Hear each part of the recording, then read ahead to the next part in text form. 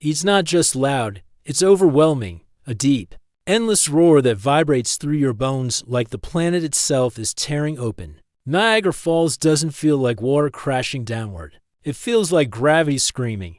The mist hangs thick in the air, cold and damp, coating your skin, your clothes, your eyelashes. Tourists around you laugh, point, take photos, unaware of how close they are to something that could erase them in seconds. You step closer to the railing.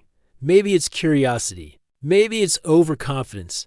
Maybe it has just one careless second where your brain assumes the ground will stay where it has always been. Your shoe meets slick stone, polished smooth by millions of droplets. And suddenly the world tilts at an angle it was never meant to. Your body reacts before your mind does. Your foot slides. Your balance vanishes. Your hand shoots out, fingers clawing for metal, scraping against the railing with a shrill metallic screech. For half a heartbeat, you're suspended between safety and disaster. Muscles strain. Time stretches thin. Then your grip fails. The ground drops away, and the falls claim you. The noise explodes. What was once distant becomes absolute, a wall of sound so powerful it crushes thought itself. Wind slams into your face, ripping tears from your eyes as the mist swallows everything. The horizon disappears. The sky vanishes. There's only white in motion and the sickening realization that nothing is stopping you anymore. You're falling. Your stomach lurches upward as gravity takes full control. The air rushes past your ears in a violent howl. Water droplets strike your skin like tiny bullets, stinging, blinding.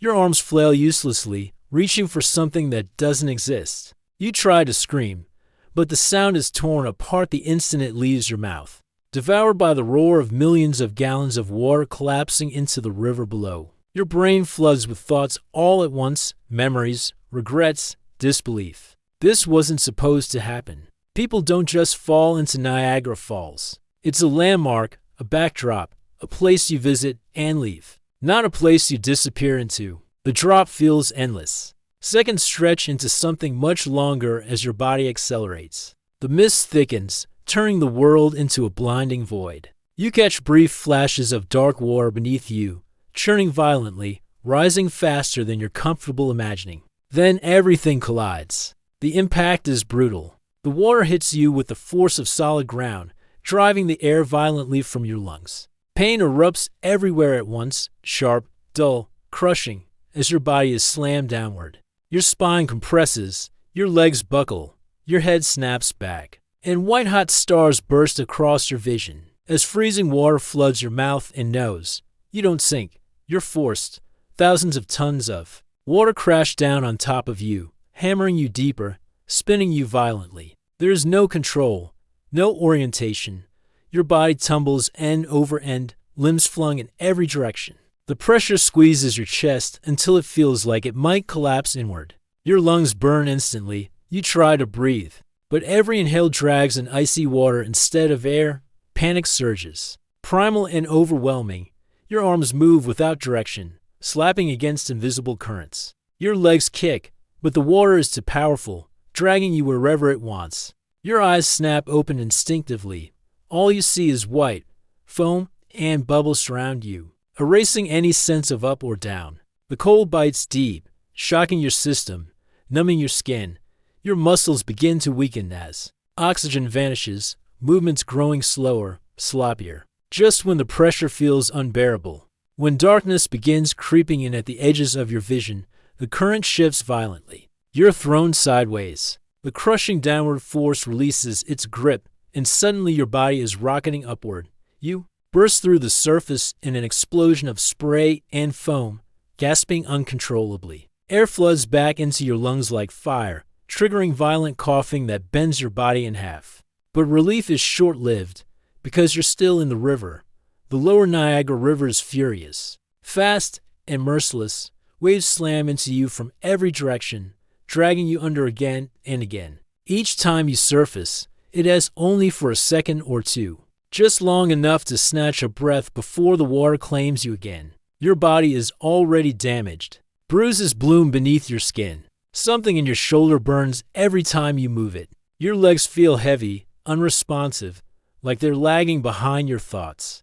You force yourself to float, not fight, float.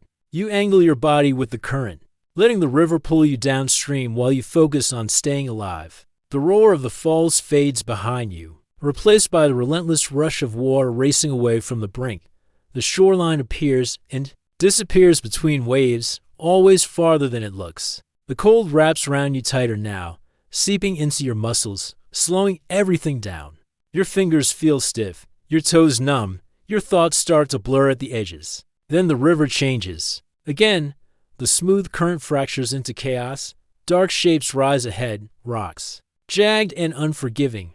The water accelerates, funneling you straight toward them. You try to steer, but your strength is failing. Every movement costs more than it should. The first rock slams into your side without warning. Pain detonates through your ribs as the impact spins you sideways. Water surges over your head, dragging you down, scraping your body against stone. You tumble violently, striking again and again, each collision stealing more strength, more air. Somehow, you break free. You surface once more, choking, barely conscious, drifting into a slower stretch of water beyond the worst of the rapids. Your body feels distant now, heavy, disconnected. Your breaths come shallow and uneven. The cold whispers that you can stop now, that letting go would be easier. And in the distance, barely visible through the haze, you see lights, people, rescue boats. Whether they reach you in time, or whether Niagara keeps you, is something you won't know for a few more seconds.